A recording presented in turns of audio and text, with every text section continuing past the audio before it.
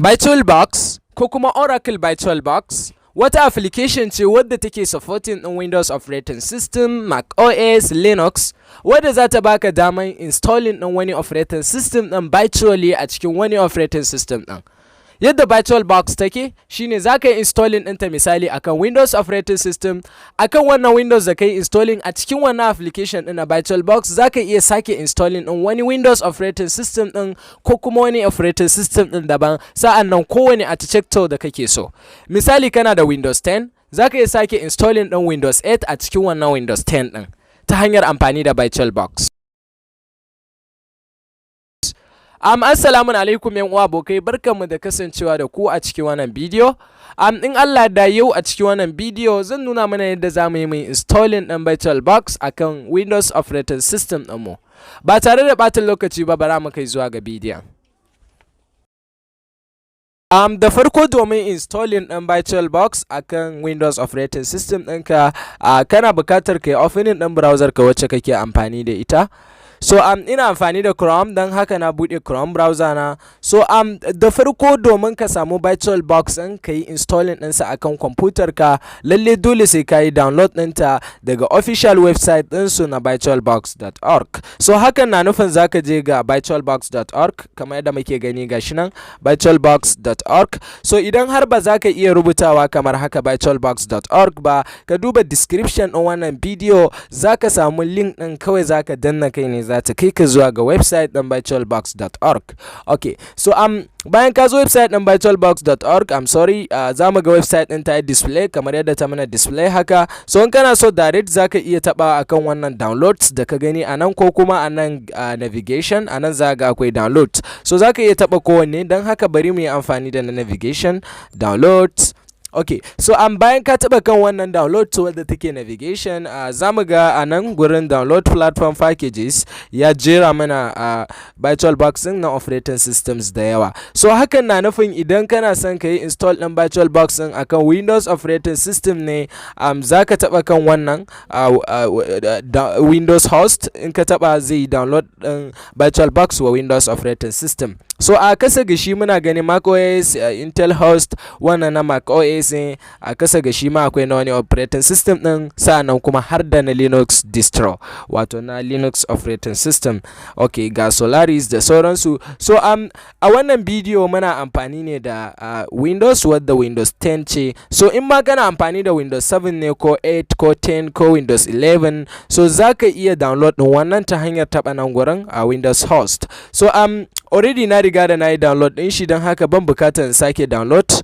Kamar da muke gani ga tana nan, so ga tana nan na riga da na yi download ɗin shi. So yadda na yi download shi ne kawai ta hanyar taɓa nan gurin kaɗai. Okay, so bayan ka yi download ɗin VirtualBox ɗin wa Windows operating system, lalle kana bukatar ka sake downloading ɗin extension pack na wannan VirtualBox ɗin domin ka same ta tana aiki perfect. Domin kuwa baka yi download ɗin extension pack ka sake installing ɗin shi bayan ka yi install ɗin shi application ɗin VirtualBox ɗin ba, lalle ba za ka ji daɗin amfani da VirtualBox application ɗin ba. Don haka bayan ka kammala downloading ɗin package ɗin daga nan wa operating system ɗinka, za ka sauko nan gurin inda aka rubuta VirtualBox extension pack. Za mu ga gashi nan an rubuta all supported platforms. So kawai za ka taɓa kan ne, ita ma kana taɓa kan za ga kawai ta fara download.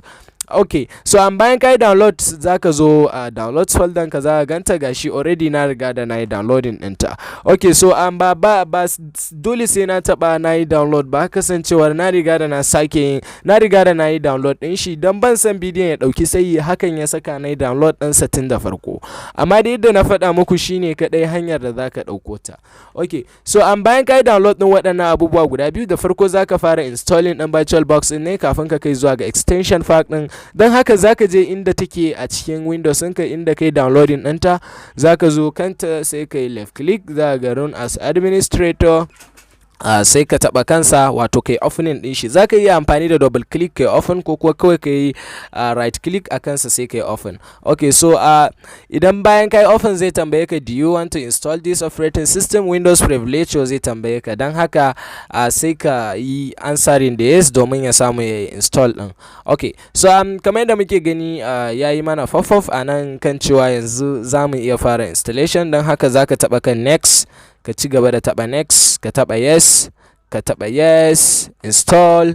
Okay, so yanzu za mu ga gashi zai fara installation ɗin VirtualBox akan Windows operating system ɗinmu, wanda wannan installation na VirtualBox lalle bai ɗaukan wani lokaci. Kamar da muke gani gashi yanzu ya kusan kammalawa, kasancewar status ɗin shi ya kusan zuwa ƙarshe. So kuma za mu iya kallo a nan fuskar desktop ɗinmu gashi nan VirtualBox ta yi install, ta zo ta zanna a fuskar desktop. Okay, so bayan ya kammala za mu ga tick na gidan na yana mai faɗa mana cewa start Oracle BM VirtualBox version ɗin wannan VirtualBox ɗin naka after installation.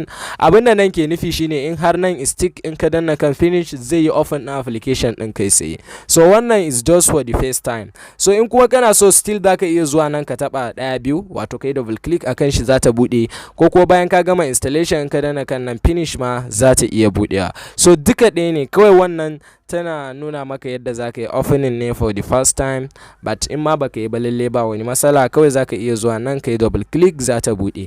Okay, so kamar yadda muke gani ita VirtualBox gashi mun riga da mun yi install ɗinta akan operating system ɗinmu, so za mu iya goge ta daga cikin system ɗin ita ɗin yanzu, kasancewar babu mun riga da mun gama da ita. Okay, so gashi VirtualBox na goge ta, in kana so za ka iya barinta. So bayan VirtualBox idan ba mu manta ba mun ce akwai extension pack, wanda bayan mun kammala installation ɗin VirtualBox ne ita ma za mu yi installing ɗinta akan wannan system ɗin. Okay, so a VirtualBox zai gashi mun riga da mun yi installing ɗinta kamar yadda muke ganin ta gata nan. To amma lallai sai dai idan kana son ka ji daɗin amfani da VirtualBox ɗin, dole sai ka yi installing ɗin extension pack ɗin shi, wadda gashi nan anan. So don haka extension pack ɗin nan domin installing ɗin shi za ka iya yin just double click a kansa, ko kuma ka yi right click ka yi open, za ka ga extension pack ɗin za ta buɗe kamar haka. So bayan ta buɗe za ta ma pop-up ɗin wannan Windows ɗin, za ta buɗe VirtualBox ɗin kai sai kuma ta yi kokarin sanya wannan extension pack ɗin a jikinta, shine za ta ma display ɗin wannan fuskar wadda take nuna a cikin VirtualBox ɗin. So idan wannan shine farkon lokacin ka da kake installing ɗin extension pack ɗin a cikin VirtualBox, a nan gurin ba reinstall zai nuna ma ba, kawai ce ma zai yi install. So amma ni wannan shine lokaci na biyu, don haka kawai zan ce reinstall ne. So kai kawai za ka ga install ne, bambancin kawai spelling ɗin word ɗin ne. So bayan ka taɓa ya kawo ka nan za ka yi scrolling zuwa kasa, za ka ga disagree. In kai disagree ba za ta yi installing ɗin extension pack ɗin ba, za ta yi decline ɗin installation ɗin ne. Amma kuma idan ka taɓa kan agree nan, za ka ga yanzu za ta yi ma pop-up ɗin Windows Privilege interface, inda wato zai tambaye ka do you want to allow this application make change to your device. So sai ka ce yes, domin ya samu ya yi installing ɗin shi akan system ɗinka. A nan za mu ga gashi ya rubuta installing package 0%. So wannan shine yadda yake yi installing ɗin wannan extension pack ɗin a cikin VirtualBox ɗinmu. So da zarar mun ga ya ɗauke, kawai ya nuna shiru ko kuma ya mana display na wani message, hakan na nuna cewa wannan extension pack ɗin ta riga da ta yi install ɗinta a jikin wannan VirtualBox ɗin. So wani lokaci bai display ya yi notifying ɗinka cewa ya gama da installation ɗin. Kawai in har ka ga haka ko kuma ka ga message ɗin, so yana nufin successfully ka riga da ka yi installing ɗin extension pack ɗin a cikin VirtualBox ɗinka. Okay, so mun riga da mun kammala, mana so za mu iya rufewa. So reinstall, no, cancel, it's already installed. Okay, so a duk lokacin da kake so ka yi opening ɗin VirtualBox ɗin naka, kawai za ka iya duba ta daga nan fuskar desktop ɗinka, ka yi double click a kanta za ta buɗe, ko kuma za ka iya zuwa nan gurin search kawai ka rubuta VirtualBox, ko kuma ka je list ɗin applications ɗinka, za ka iya ganin ita VirtualBox ɗin, kawai ka yi installing ɗin ta kai tsaye. Okay, so duka wannan shine yadda za ka yi kai installing ɗin VirtualBox akan Windows operating system ɗinka. Da fatan wannan bidiyo ya muku daɗi. Sa'annan kuma in kana da wasu tambayoyi, kada ka manta za ka iya mana shi a comment. Wannan idan shine lokacinka na farko a gurin ziyartar wannan channel ɗinmu na BajeTech, kada ka manta ka mana subscribe, sa'annan ka taba mana big thumbs up akan bidiyon da kake gani, domin mu samu YouTube su bazar mana da bidiyon zuwa ko ina. So ni AliByte01 nike tare da ku a cikin wannan bidiyo. Nake cewa sai mun haɗu da ku a cikin bidiyon mu na gaba. AliByte01 sign out.